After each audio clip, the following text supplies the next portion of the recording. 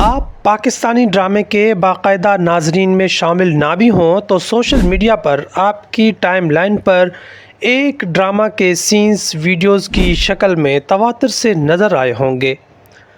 پرورش میں بظاہر کہانی کچھ ٹین ایج بچوں سے جڑے معاملات کی ہے، لیکن یہ ڈرامہ بچوں کے ان کرداروں کے ذریعے بڑوں کو ان کے وہ مسائل سمجھاتا رہا ہے جن کے متعلق وہ کبھی بات تک نہیں کرتے۔ نجی چینل ARY کے یوٹیوب چینل پر ڈرامے کی پہلی قسط کے 28 ملین ویوز موجود ہیں، جس کے بعد 11 اگست کو اپلوڈ کی جانے والی آخری قسط تک نمبرز مقبولیت کے ثبوت کے لیے برقرار ہیں۔ مایا اور ولی کے ٹین ایج کردار اینا آصف اور سمر جعفری نے ادا کیے ہیں۔ ان دونوں کے گھرانے بالکل ہمارے اور آپ کے گھرانوں جیسے ہیں، جہاں ایک چھت کے نیچے پیار اور تکرار ساتھ ساتھ چلتے ہیں، لیکن ان دونوں کے بیچوں بیچ جنریشن گیپ نام کا فاصلہ بنا رہتا ہے۔ اس طرح کی مزید ویڈیوز کے لیے ہمارے YouTube channel trade and finance news کو سبسکرائب کریں اور بیل آئیکن کو ضرور پریس کریں۔ ولی کے والدین جہانگیر، نعمان اعجاز اور ماہنور سویرا ندیم وہ اوورسیز پاکستانی ہیں جنہیں مغربی کلچر میں 13-14 سال بیٹی آئینہ کے ڈرگز سے جڑے ایک واقعے نے اس قدر بوکھلایا کہ انہوں نے پاکستان لوٹ آنے کا فیصلہ کر لیا۔ والدین کی حد درجہ سختی کے بعد ڈری سہمی اینا کئی نفسیاتی پیچیدگیوں کا شکار ہے۔ وہ خاندان کی ہر مشکل کی ذمہ دار خود کو سمجھتی ہے۔ ولی اس اچانک تبدیلی سے الگ پریشان ہے، جہاں اسے لگتا ہے وہ اپنی زندگی کے متعلق کسی بھی فیصلے کا حصہ نہیں ہے۔ مستزاد یہ ہے کہ والدین چاہتے ہیں کہ وہ اپنا گٹار رکھ کر اسٹیتھوسکوپ سنبھالے اور میڈیکل کالج میں نام بنائے۔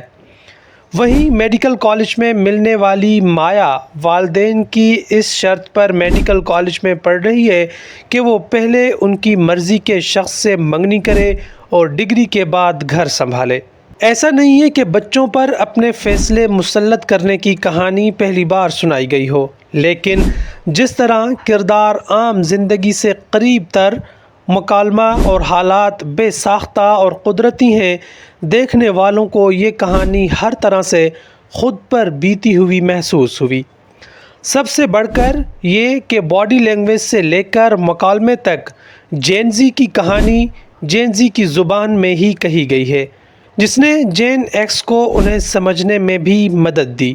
ڈرامہ کی مصنفہ کرن صدیقی نے ایک یوٹیوب چینل پر دیے انٹرویو میں بتایا کہ انہوں نے اپنے گھر کے جین-زی بچوں کو دیکھا کہ وہ کس طرح بات کرتے ہیں اور وہی زبان استعمال کی۔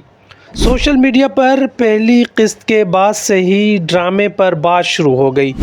ولی اور مایا کے کردار سوشل میڈیا کے ٹرینڈز میں شامل ہوئے، ان کے رومانس پر ہیش ٹیگز بنے۔ جنریشن زی کی زبان میں نبا نبی کی یہ جوڑی انہیں اپنے دل کے قریب لگی۔ ولی کا مایا کے لیے فکر مند ہونا اور مایا کا ولی کی فین گرل سے جیلس ہونا جین زی کے لیے کیوٹ لیکن ملینیلز کے لیے کراہت تھی۔ اس ڈرامے میں دکھایا گیا ہے کہ 18-19 برس کے دو بچے آپس میں محبت کرنے کا دعویٰ رکھتے ہیں، پھر انہیں والدین کو بے خبر رکھتے ہوئے ڈیٹنگ کرتے ہوئے بھی دکھایا گیا ہے۔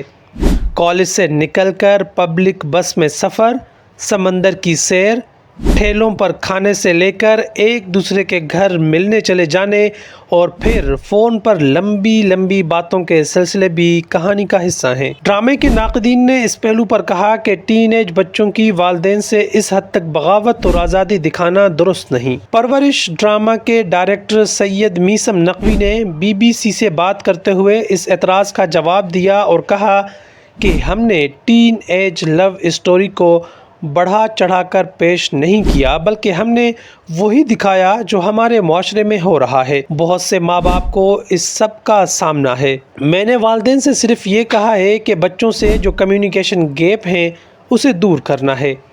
اپنے کرداروں کے متعلق ان کا کہنا ہے، بچے خود فیصلہ بھی لے رہے ہیں۔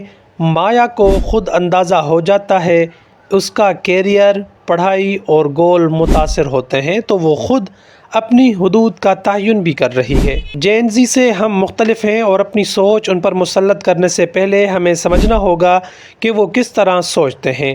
بچوں کو ان کی غلطی پر ان سے رابطہ توڑ کر دنیا کے رحم و کرم پر نہیں چھوڑا جا سکتا، جیسے ولی کے والد نے کیا۔ نفسیاتی الجھن یا ڈپریشن صرف بڑے بوڑھوں کا مسئلہ ہی نہیں، اس دور میں نوجوان مختلف انداز میں دباؤ کا سامنا کر رہے ہیں۔